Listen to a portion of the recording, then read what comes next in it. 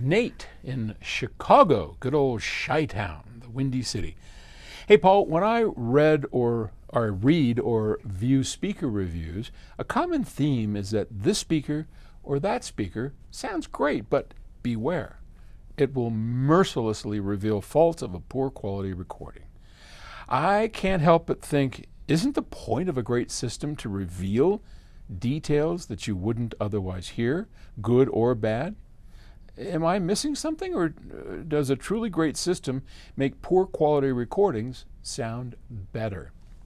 Well, this is the classic double-edged sword of high-end audio, and there are degrees of it, and there are ways around it, and it's, in one way, one of the great shames of high-end audio, because to the extent that we have tuned our systems up to where bad recordings sound really awful, it means we don't listen to them. And that means we're missing out on great music, even if it's poorly recorded. And most music is pretty poorly recorded.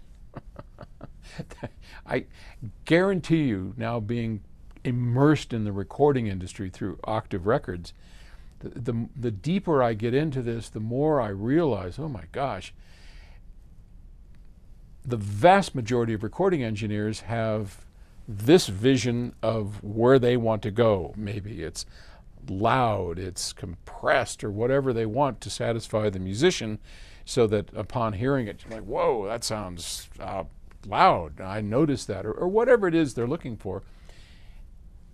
And I'm sure all that has great merit, otherwise they wouldn't be selling bazillions of copies of stuff. It isn't what we as audiophiles are looking for. That's really, the thing. And to give a little bit of history, years ago, 60s, 70s, even the 80s, recording engineers were really immersed and dedicated to making great recordings. Why? Well, because it was the beginning of the recording industry, and we didn't know, or they didn't know, the limits of what could be. They didn't know how great it could be. What they did know is that the game then was to make great recordings. And it wasn't until, the whole, I don't want to say the Beatles, but, after the Beatles, and we started getting these multi-track recorders, people started recording at home and all of that, that we kind of got off onto a different track. Now no longer were we looking to make the most realistic recordings possible. We were looking to make the most spectacular recordings possible. Phil Spector comes to mind. I mean, there's a guy, quite an artist, who was a producer who liked this big giant sound, walls of sound, and that was an artistic choice. But now we had the equipment to make artistic choices, and people did. Those choices don't necessarily line up with the goals of we little audiophiles, and we're this big in the market. The market's this big and we're here, so nobody cares about us in the recording industry. Or not nobody. Very few people care about us. And that's one of the reasons we started Octave Records. We know what great sound is. We know what you, as an audiophile, want to listen, because it's the same thing we want to hear. And so, us, Chesky, Blue Coast, some of the great classics, Telarc and all that, they were all there dedicated, and some of them still are, to making great recordings for people who appreciate great recordings and great music. So, specifically to the question, a great hi-fi system is kind of like a magnifying glass, where a average consumer system is kind of like looking through a strainer.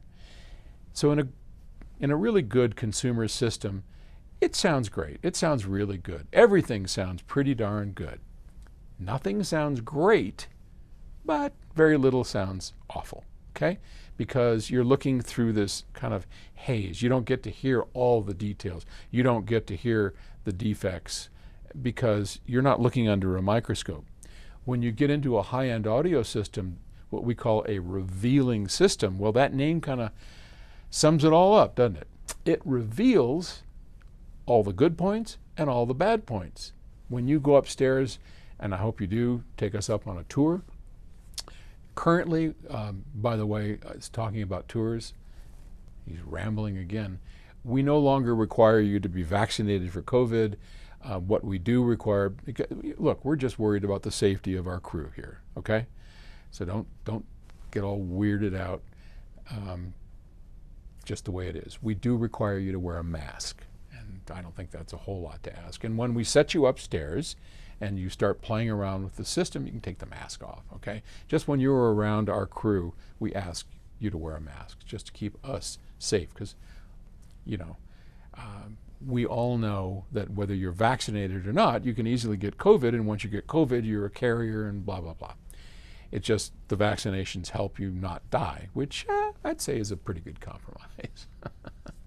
It works for me because I've had it, and it was like a bad cold, not so bad. I just don't want to give it to other people who maybe didn't get vaccinated or maybe are more at risk. Off that subject, here we go. I don't know how we got on, but yeah, hopefully you do come and take a tour. And when you do, you'll hear what I'm talking about. We'll put on an octave recording, and you're like, whoa, there it is. You can hear the musicians, the space, everything about it. And then we'll put on a commercial recording for you. And it's good. Some of them are great. I mean, Paul's Picks have had great commercial recordings for years, but they're far and few between. And then we'll put on a bad recording.